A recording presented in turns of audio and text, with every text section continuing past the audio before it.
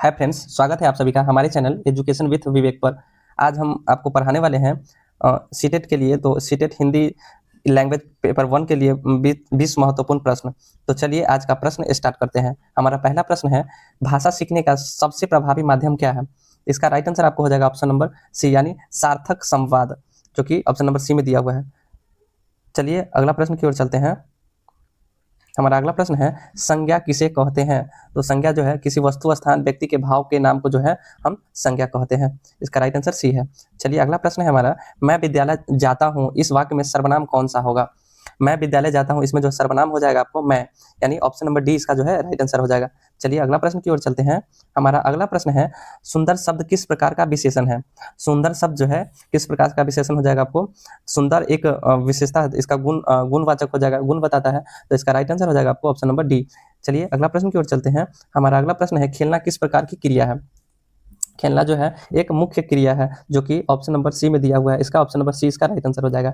चलिए अगला प्रश्न की ओर चलते हैं। हमारा अगला प्रश्न है, राम ने खाया, इस वाक्य में कर्ता कौन है? राम ने खाया, इस वाक्य में कर्ता हो जाएगा आपको राम, क्योंकि राम जो है कार्य कर रहा है, कोई आम खा रहा है या खाना खा रहा है, तो इसमें राम जो है कर्ता हो जाएगा। इसका ऑप्शन नंबर सी राइट हो जाएगा। चलिए अगला प्रश्न की ओर चलते हैं। जल का पर्यायवाची क्या हो जाएगा? जल का पर्यायवाची जो हो जाएगा आपको नीर हो जाएगा, जो कि ऑप्शन नंबर सी में दिया गया है। चलिए अगला प्रश्न की ओर चलते हैं। हमारा अगला प्रश्न है, दिन का विलोम क्या हो जाएगा?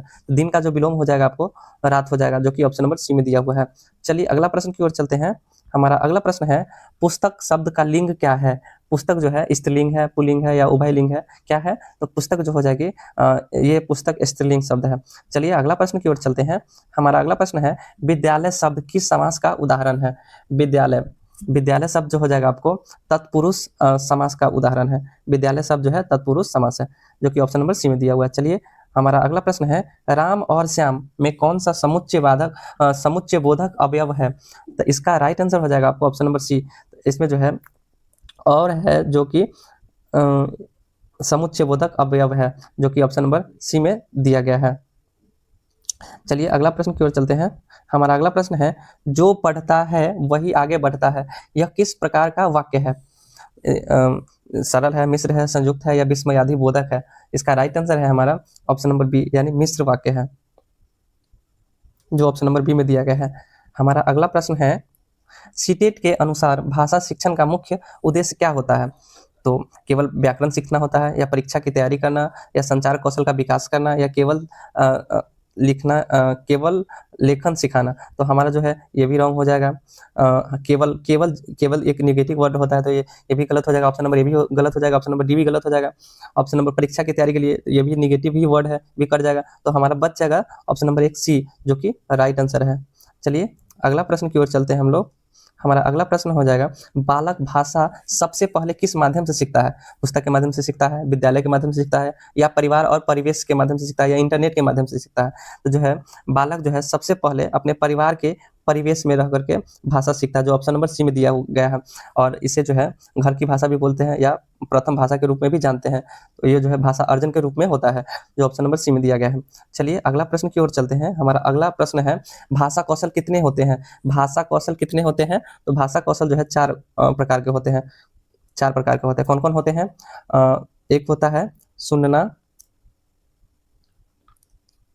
दूसरा आपको हो जाएगा बोलना, तीसरा हो जाएगा आपको पढ़ना, चौथा हो जाएगा आपको लिखना। इसमें ये भी एक प्रश्न बनता है कि किस भाषा कौशल का ज्ञान हो जाने पर हम मानते हैं कि संपूर्ण भाषा कौशल का ज्ञान हो चुका है? तो वो हो जाता है लिखना भाषा कौशल का ज्ञान हो जाने पर हम मानते हैं कि संपूर्ण भाषा कौशल का ज्ञान हो चुका है। तो इसका राइट आंसर क्या है? तो इसका राइट आंसर जो है सी है हमारा। भाषा कौशल कितने होते हैं? तो 4 होते हैं। चलिए अगला प्रश्न की ओर चलते हैं। हमारा अगला प्रश्न है, निम्न में से कौन सा भाषा कौशल नहीं है? तो सुनना भी एक हमारा भाषा कौशल ही है। सुनना ये भी सही है, ये भी सही है। पढ़ना, बोलना, पढ़ना भी भाषा कौशल है। चित्र बनाना ये भाषा कौशल नहीं है। तो ये हमारा जो है गलत क्वेश्चन हो जाएगा, ये गलत आंसर हो जाएगा। चित्र बनाना हमारा सही आंसर है, सुनना, बोलना, पढ़ना। तो ये सब जो है भाषा कौशल है, और भाषा कौशल क्या नहीं है? तो चित्र बनाना एक भाषा कौशल नहीं है, जो कि ऑप्शन नंबर डी में दिया गया है। चलिए अगला प्रश्न की ओर चलते हैं। लोहे के चने चबाना मुहावरे का अर्थ क्या होता है? लोहे का चने चबाना मुहावरा का अर्थ होता है कठिन कार्य को करना, जो ऑप्शन नंबर बी में दिया गया है। चलिए अगला प्रश्न की ओर चलते हैं। धीरे धीरे कौन सा शब्द है? धीरे धीरे संज्ञा है या विशेषण है, क्रिया विशेषण है या सर्वनाम है? इसका राइट आंसर हो जाएगा आपको ऑप्शन नंबर सी, यानी धीरे धीरे जो है एक क्रिया विशेषण है, जो ऑप्शन नंबर सी में दिया गया है। चलिए अगला प्रश्न की ओर चलते हैं। सीटेट में भाषा मूल्यांकन का क्या उद्देश्य है? यानी सीटेट में जो है भाषा मूल्यांकन का उद्देश्य क्या है? तो इसका उद्देश्य केवल अंक देना है, या बच्चे की तुलना करना है, या सीखने की प्रगति जानना और सुधार करना है, या दंड देना है? तो ये जो है केवल तो हमारा निगेटिव वर्ड है, ये पहले ही कट जाएगा। बच्चे की तुलना करना, ये भी हम तुलना नहीं कर सकते हैं, ये भी निगेटिव वर्ड ही है। दंड देना, ये भी निगेटिव है। तो हमारा बच जाता है ऑप्शन नंबर सी, जो कि सीखने की प्रगति जानना और सुधार करना। ये जो हमारा राइट आंसर हो जाएगा ऑप्शन नंबर सी। चलिए अगला प्रश्न की ओर चलते हैं। हमारा अगला प्रश्न है, भाषा सीखने में शिक्षक की सबसे महत्वपूर्ण भूमिका क्या है? तो भाषा सीखने में शिक्षक की महत्वपूर्ण भूमिका क्या है? केवल व्याख्यान करना है, या केवल गृह कार्य देना है, या सीखने के अवसर अनुकूल वातावरण उपलब्ध कराना है, या केवल परीक्षा लेना है? तो ये केवल वाला तो हमारा निगेटिव वर्ड है, सबसे पहले कट जाएगा। केवल गृह कार्य देना, ये भी गलत वर्ड है, गलत आंसर, ये भी कट जाएगा। केवल परीक्षा लेना, ये भी निगेटिव वर्ड, ये ऐसे ही कट जाएगा। तो हमारा बच जाता है ऑप्शन नंबर सी, जो कि सीखने के अवसर और अनुकूल वातावरण उपलब्ध कराना। ऑप्शन नंबर सी जो है हमारा राइट आंसर हो जाएगा।